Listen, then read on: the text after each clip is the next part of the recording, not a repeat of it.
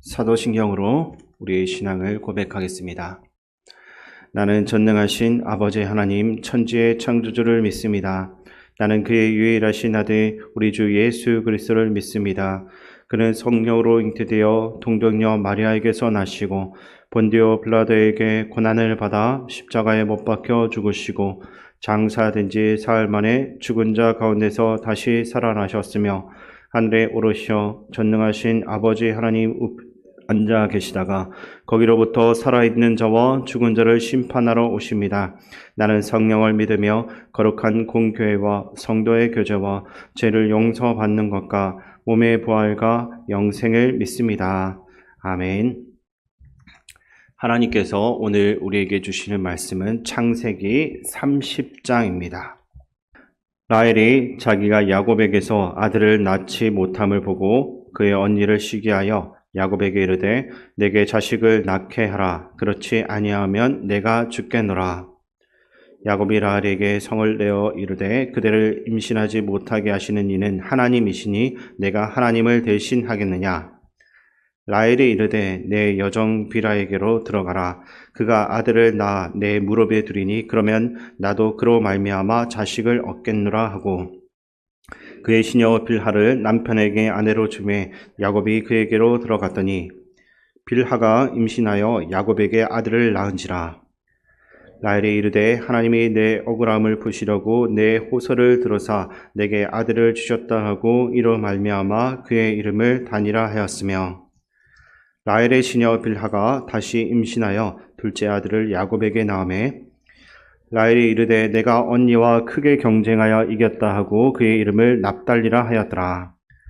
레아가 자기의 출산이 멈춤을 보고 그의 시녀 실바를 데려다가 야곱에게 주어 아내로 삼게 하였더니 레아의 시녀 실바가 야곱에게서 아들을 낳으매 레아가 이르되 복되도다 하고 그의 이름을 가시라 하였으며 레아의 시녀 실바가 둘째 아들을 야곱에게 낳으매 레아가 이르되 기쁘도다 모든 딸들이 나를 기쁜 자라 하리로다 하고 그의 이름을 아셀이라 하였더라.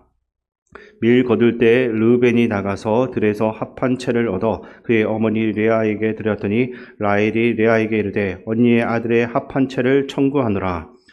레아가 그에게 이르되 내가 내 남편을 빼앗은 것이 작은 일이냐. 그런데 내가 내 아들의 합한 채도 빼앗고자 하느냐.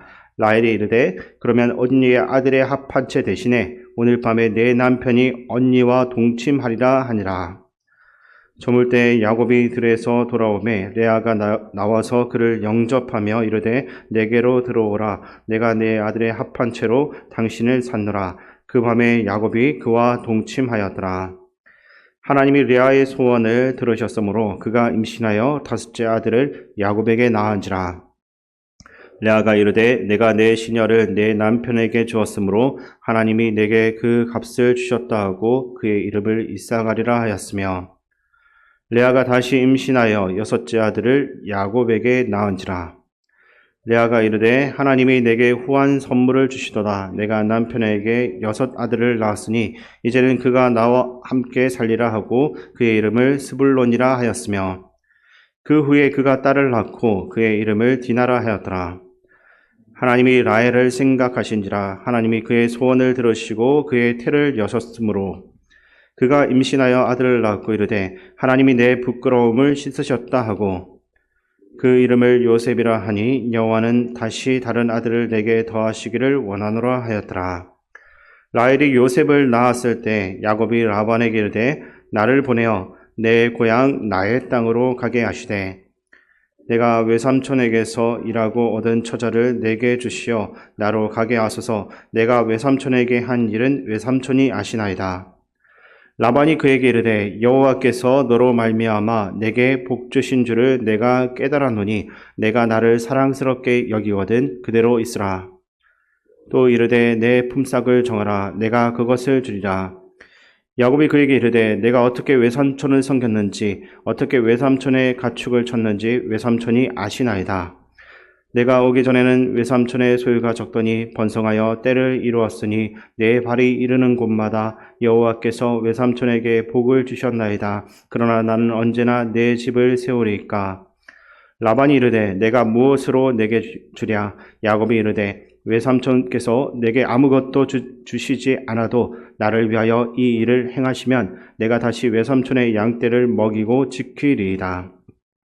오늘 내가 외삼촌의 양떼에 두루 다니며 그 양 중에 아롱진 것과 점 있는 것과 검은 것을 가려내며 또 염소 중에 점 있는 것과 아롱진 것을 가려내리니 이 같은 것이 내 품삯이 되리이다. 후일에 외삼촌께서 오셔서 내 품삯을 조사하실 때 나의 의가 내 대답이 되리이다. 내게 혹시 염소 중 아롱지지 아니한 것이나 점이 없는 것이나 양 중에 검지 아니한 것이 있거든 다 도둑질한 것으로 인정하소서.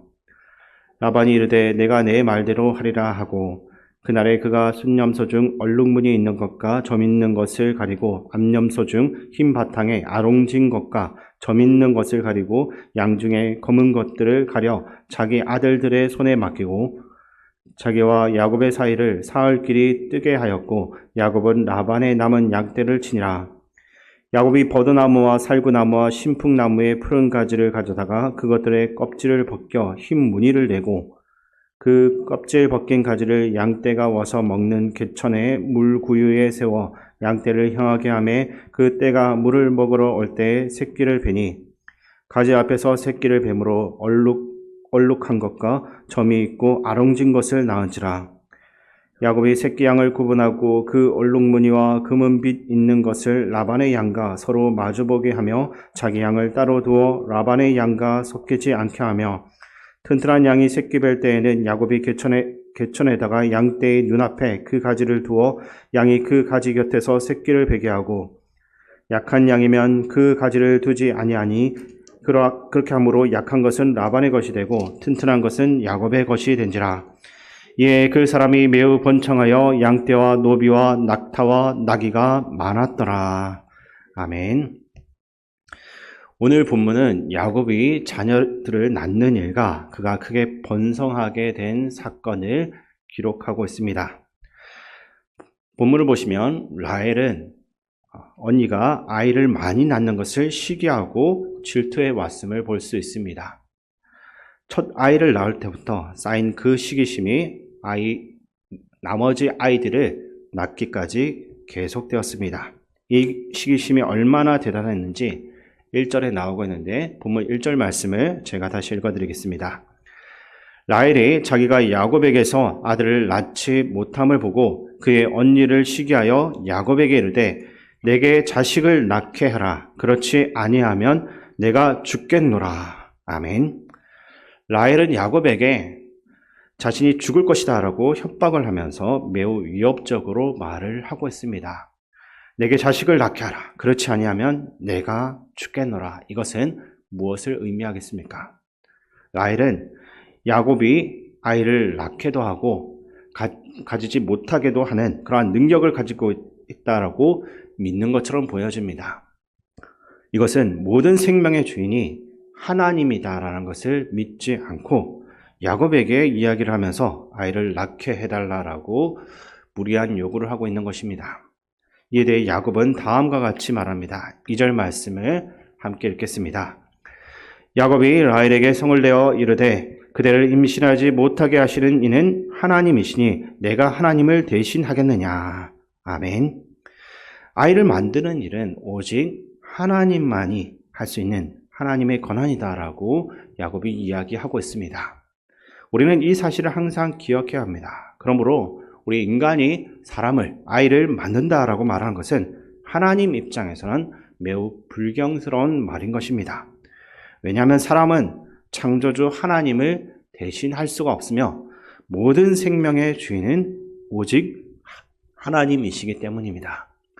어쨌든 급한 마음에 라헬은 시녀 빌하를 통해서 아들을 낳게 하고 그 이름을 억울함을 푸심이라는 뜻으로 단이라고 이름 짓습니다. 하나님께서 남편에게 차별대어 받고 또 동생에게도 어려움을 겪어야 했던 레아의 그 마음속에 있는 엉어리를 풀어주셨다는 것입니다.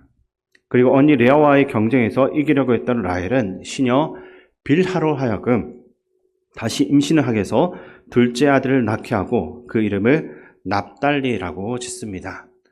납달리라는 이름은 언니 레아와의 경쟁에서 이겼다라는 뜻입니다. 이 언니 레아는 자신의 출산이 멈춘 것을 보고 시녀 실바를 데려다가 야곱에게 아내로 삼게 했고, 실바는 아들을 낳게 했는데 그 이름을 가시라고 짓게 됩니다. 가시라는 이름은 복됨이라는 뜻으로 레아는 라헬과 경쟁해서 지지 않겠다라는 의지를 표현하려고 복됨이라는 뜻의 이름으로 가시라 짓습니다. 이렇게 자녀들의 이름을 짓는 것을 보면 아이의 장래를 위해서 아이가 어떻게 되기를 바라는 마음으로 이름을 짓는 것이 아니라 자신의 감정만을 넣어서 그것만을 생각하면서 지었다라는 것을 알 수 있습니다. 이후 레아의 시녀 실바는 둘째 아들을 낳게 되고 그 이름을 아셀이라 부릅니다. 이 둘째 아들도 시녀인 실바가 낳았지만 레아가 친어머니 대신에 그의 이름을 짓습니다. 레아는 자신의 그 기쁜 감정을 표현하며 기쁨이라는 뜻으로 아셀이라 짓습니다. 그리고 어느 날 레아의 아들 르벤이 특별한 것을 발견하게 됩니다. 14절 말씀 제가 읽어드리겠습니다. 밀 거둘 때 르벤이 나가서 들에서 합 한 채를 얻어 그의 어머니 레아에게 드렸더니 라헬이 레아에게 이르되 언니의 아들의 합 한 채를 청구하노라. 아멘. 히브리어로 사랑의 식물이라 불리는 합 한 채를 얻게 되는데 우리말로는 일명 자기나무라고 하는 식물입니다. 한국의 인삼처럼 생긴 식물인데 고대인들은 이것이 수태력 중진에 효력이 있다라고 믿었습니다. 레아에게 합 한 채가 생기자 라헬은 그것을 좀 나누어 달라고 요청합니다. 대신 지금까지 자신이 독차지했던 남편을 하룻밤 동안은 언니에게 양보하겠다라고 거래를 제안합니다. 합 한 채를 라헬에게 넘겨준 레아는 야곱과 밤을 보내고 5번째 아들을 낳게 되는데 그 이름을 값이라는 뜻을 지닌 이사갈이라 이름 짓게 됩니다. 레아는 자신의 시녀를 야곱의 첩으로 준 것에 대한 보상으로 하나님께서 아들을 허락하셨다라고 말합니다. 허락하셨다라고 믿었습니다. 성경은 시녀를 첩으로 주어서 아들을 낳게 하는 그런 행위에 대해서 좋지 않게 봅니다. 그럼에도 불구하고 하나님께서 레아의 기도를 들으시고 응답하셨다라고 기록되어져 있습니다. 이는 하나님께서 레아의 행위보다는 그녀의 마음을 인정하시어 보상하셨음을 의미하는 것입니다. 레아는 6번째 아들을 낳고 스불론이라고 이름을 짓습니다. 이는 남편이 나와 함께 살 것이다라는 확신을 표현한 것입니다. 그 후에 레아는 딸 디나를 낳게 되는데 흥미로운 것은 야곱에게 딸이 디나 한 명뿐이 아니라는 것입니다. 이것만 보면 우리가 레아는 딸 디나만 낳았다라고 착각할 수가 있는데 창세기 46장 7절에 따르면 야곱이 여러 딸들과 함께 애굽으로 갔다라고 기록되어져 있습니다. 디나만 특별히 언급이 된 것은 그녀와 관련된 사건 때문입니다. 그리고 하나님께서 라헬의 태를 여셨다라는 것은 그녀를 돌보셨다라는 의미인 것입니다. 라헬이 아들을 낳게 된 것은 레아로부터 받은 합 한 채 때문이 아니라 하나님의 돌보심 때문이었던 것입니다. 우리는 어떤 상황이나 물건 때문에 우리 현재의 모습이 나아지는 것이 아니라 하나님의 전적인 그 돌보심으로 살아간다라는 것을 기억해야만 하는 것입니다. 이는 임마누엘, 즉 하나님이 우리와 함께 하신다는 의미인 것입니다. 본문 후반부는 야곱이 큰 부자가 되는 가정을 설명하고 있습니다. 외삼촌 라반의 집에서 아내들과 자녀들을 얻고 재산을 모으게 됩니다. 이 가정에서 야곱은 또다시 계략을 사용합니다. 라헬과 레아는 자신의 감정과 그 상황에 따라서 아들들의 이름을 짓고 심지어 시녀들을 통해서 자녀들을 얻으려고 하는 그러한 자신의 욕구를 채우려고 했습니다.